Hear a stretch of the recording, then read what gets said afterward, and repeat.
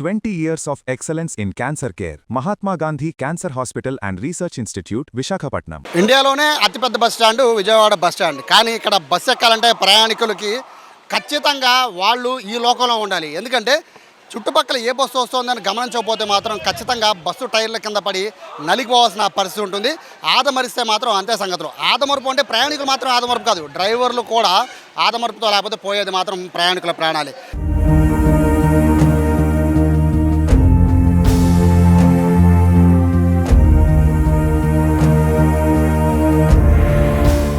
గత అంటే ఈ 2-3 నెలలుగా చూసుకుంటే 3 ప్రాణాలు పోయాయి విజయవాడ పండిట్ నెహ్రూ బస్ స్టాండ్లో. ప్రస్తుతం ఆ పాయింట్ డేంజర్ పాయింట్ ఒకటి మీకు చూపిస్తున్నాను చూడండి. అక్కడ స్పీడ్ బ్రేకర్ ఒకటి ఉంది.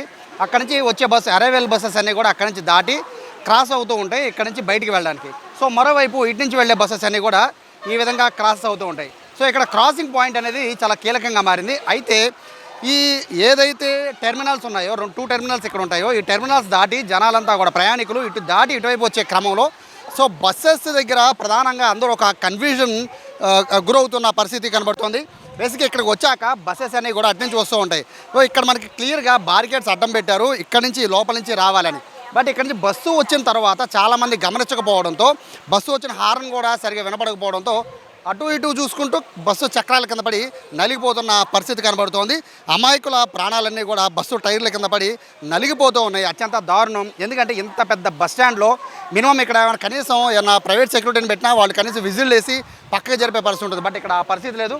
నడుచుకుంటూ వచ్చేస్తూ ఉంటారు ప్రయాణికులు, ఇబ్బంది పడుతూ ఉంటారు. సో బస్సు డ్రైవర్ల పరిస్థితి ఏంటంటే డ్రైవర్లు నిర్లక్ష్యంగా నడుపుతున్నారా అనేది కూడా ఆరోపణ వస్తుంది. ఒకవేళ ప్రయాణికులు ఇప్పుడు సపోజ్ ఒక బస్సు వస్తుంది, సో ఈ బస్సు వచ్చి క్రాస్ చేసి వెళ్ళిపోయే లోపు ఇక్కడ కనీసం స్పీడ్ బ్రేకర్ పెట్టాలి. బట్ అక్కడ మధ్యలో స్పీడ్ బ్రేకర్ పెట్టారు కానీ దాన్ని కట్ చేశారు. సో ఇప్పుడు బస్సు వస్తుంది, ఎదర మనం చూస్తున్నాం ఇక్కడ ఎదర వృద్ధులు వస్తున్నారు.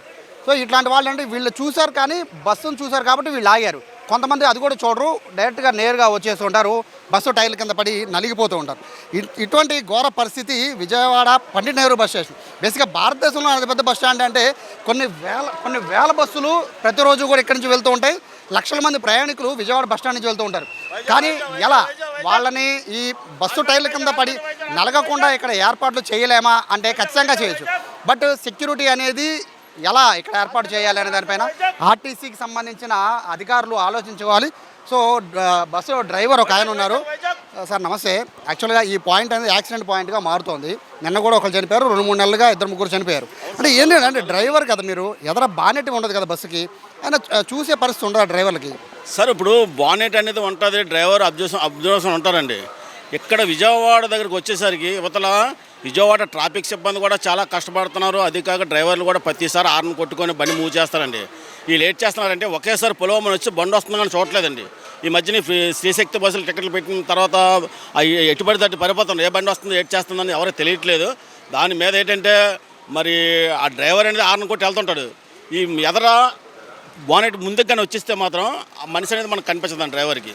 బేసిక్గా మీకు ఈ పాయింట్ మీకు ఈ బస్సుకి ఇప్పుడు బేసిక్గా మనము విజయవాడ విశాఖపట్నం బస్సు చూపిస్తున్నాం సార్. ఇప్పుడు డ్రైవర్ ఆ పొజిషన్లో కూర్చున్నారు, మీకు వ్యూ ఎక్కడ దాకా ఉంటుంది? ఇక్కడ మాకు వ్యూ ఇంతవరకు ఇక్కడ దాకా వస్తే మాకు సరిగ్గా కనిపించదండి.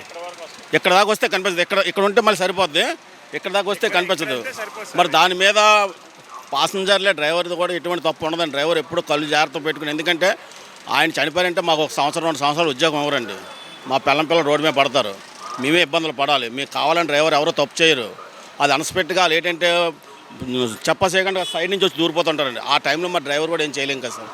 డ్రైవర్ అని కండక్టర్ అయినా సరే, కండక్టర్ లెఫ్ట్ సైడ్ ఉంటారు, రైట్ సైడ్ వచ్చి దూరిపోయిన తర్వాత డ్రైవర్ మటుకు ఏం చేస్తారండి.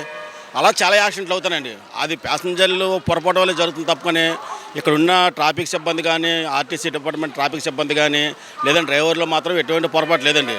అది బయట జరిగితే వేరండి. ఇది బస్ స్టాండు, వేల మంది ప్రయాణికులు వస్తూ ఉంటారు. చాలా నెమ్మదిగా స్లోగా హార్న్ కొట్టుకుంటూ బయటికి వెళ్ళేదాకా జాగ్రత్తగా ఉంటే సరిపోతుంది కదండి. మేము ఎప్పుడు కూడా ఏ డ్రైవర్ అయినా సరే ప్రతి డ్రైవర్ కూడా బాగా గమనించాలని కావాలంటే ఇప్పుడు మీరే చూసారు ఇక్కడ ఇప్పుడు బస్సు అలా వెళ్తుంటే 2 ఆడవాళ్ళు బస్సు కింద దూరం వెళ్ళిపోయారు. ఇప్పుడు డ్రైవర్ బాగున్నాడు కాబట్టి కొంచెం హార్న్ కొట్టి వాళ్ళు వెళ్ళిందా కొంచెం బ్రేక్ కొట్టి ఆపాడు. అది సడన్గా రైట్ సైడ్ దూరిపోతే ఎవరో ఏం చేయలేం కదా సార్. మాకు కనిపించలేదు, మేము ఏం చేయలేం కదా సార్. మాకు కానీ ఫ్రంట్ కానీ కనిపిస్తే మాత్రం మేము కంపల్సరీ బ్రేక్ కొట్టి హార్న్ కొట్టి ఏమో బుద్ధివారం ఉందా లేదు కొంచెం పక్క వెళ్ళొచ్చు కదా మేమే కేకలేస్తాం. ఏ డ్రైవర్ కూడా పొరపాటున ఎప్పుడు ఏది చేయడండి. కాకపోతే అన్ఎక్స్పెక్ట్గా ఇక్కడ ట్రాఫిక్ సిబ్బంది ఉంది, ఇక్కడ వైట్ డ్రెస్లు వేసుకొని మొత్తం ట్రాఫిక్ సిబ్బంది ఉంది. వాళ్ళందరూ కూడా చాలా చక్కగా ఈ గేట్లే పెట్టి ఆ ట్రాఫిక్ని కంట్రోల్ చేస్తున్నారు. అయినా సరే ఇష్టం వచ్చినట్టుగా రైట్ సైడ్ నుంచి దూరిపోయి లెఫ్ట్ సైడ్ నుంచి దూరిపోతే మరి దానికి మాత్రం డ్రైవర్ బాధ్యత కాదండి. అది మా బాధలు ఏంటంటే ఒక్కసారి కానీ ఒక యాక్సిడెంట్ అయ్యిందనుకో డ్రైవర్ పిల్లలు అందరూ రోడ్డు మీద పడిపోతారండి. మళ్ళీ ఉద్యోగం ఇచ్చిన దాకా అది మాకు చాలా ఇబ్బందికరమైన విషయం అండి. మేము కూడా 4 కళ్ళు పెట్టుకొని అటు ఇటు చూసుకొని మేము డ్రైవ్ చేస్తాము. మరి పబ్లిక్ డ్రైవర్దే తప్పు అంటే మరి దానికి మేమేం చేయలేము సార్. అది ఇక్కడ 20-30 మంది ఉంటారు సార్ సిబ్బంది. ఇప్పుడు మా కంట్రోల్ పాయింట్ వాళ్ళు మొత్తం మా డిపార్ట్మెంట్ వాళ్ళే 30 మంది 20 మంది ఇక్కడ కంట్రోల్ పాయింట్లో ఉంటారు. వాళ్ళు కంపల్సరీగా అదిగోండి అక్కడ వైట్ బట్టలు వేసుకున్న వాళ్ళందరూ మా వాళ్ళే. వీళ్ళందరూ కూడా చాలా కంట్రోల్ చేసి ఆపుతుంటారు. ఒక్కొక్క టైం ఏంటంటే వాళ్ళు కంగారుగా వచ్చింది. బస్సులు అయితే ఇక్కడ కంగారుగా ఏమి వెళ్ళవండి, స్పీడ్గా అయితే వెళ్ళవు. మహా వెళ్తే 10, 15, 20 లోపే స్పీడు. డ్రైవర్లు అందరూ బాగానే వెళ్తారు. పోతే వాళ్ళ తప్పే, పాదసారుల ప్రాబ్లమే ఇక్కడ ప్రాబ్లం అది సార్. సో ప్రయాణికులది తప్పు అనేది చెప్తున్నారు. అయితే చాలా క్లారిటీగా ఇక్కడ చెప్తున్నారు. బస్సు డ్రైవర్ లోపల కూర్చున్నారు. డ్రైవర్ వ్యూ అనేది ప్రయాణికులు కూడా చాలామంది గమనించాలి. బస్సు డ్రైవర్ వ్యూ ఇక్కడ దాకా వస్తుంది, ఇక్కడ నుంచి కనబడదు. బట్ ఇక్కడికి వెళ్ళాక డ్రైవర్ వ్యూ కనబడుతుందా అంటే డౌటే. సో సడన్గా కనుక వెళ్ళిపోతే బస్సుకి ఈ పాయింట్లో కనుక తగిలి చాలామంది బస్సు టైర్ల కింద పడి నలిగి ఎక్కడికెక్కడే మృతి చెందుతున్నారు. బయట రోడ్ల మీద జరిగితే అనుకోవచ్చు, ఇంత పెద్ద బస్ స్టాండు, వేల మంది ప్రయాణికులు, ఇన్ని వందలాది బస్సులు ఇన్ని తిరుగుతున్నప్పుడు ఇటు ఇలా బస్ స్టాండ్ మధ్యలో అది కూడా సెంటర్లో చనిపోవడం అనేది చాలా బాధాకరమైన విషయం. ఇప్పటికైనా అధికారులు గుర్తించి ఇటువంటి ఏవైతే కొన్ని కీ పాయింట్స్ ఉంటాయో, అంటే ప్రయాణికులు రద్దీగా ఉండే పాయింట్లు, ప్లాట్ఫామ్లు దాటే పాయింట్లు, లేకపోతే ఇక్కడ నుంచి హడావుడిగా వాళ్ళు వెళ్ళిపోయేటప్పుడు బయటకు వెళ్ళి ఎగ్జిట్ అండ్ ఎంట్రీ, సో ఈ పాయింట్లో కనుక సెక్యూరిటీని కనుక పెట్టగలిగితే కనీసం కొంత అయినా ఈ ప్రమాదాల నుంచి నివారణ జరిగే అవకాశం ఉంటుంది. సో ప్రయాణికులు అయితే మాత్రం ఈ విషయాన్ని అయితే ఖచ్చితంగా అధికారుల దృష్టికి తీసుకెళ్ళమని చెప్పి కోరుతున్నారు. అలాగే డ్రైవర్లు మాత్రం మా తప్పేమీ లేదు, ఖచ్చితంగా ప్రతి ఒక్కళ్ళు కళ్ళు దగ్గర పెట్టుకునే మేము డ్రైవ్ చేస్తుంటామని వాళ్ళు చెప్తున్నారు. ఏదైనప్పటికీ ఇటువంటి ప్రమాదాలు జరగడం దురదృష్టకరం.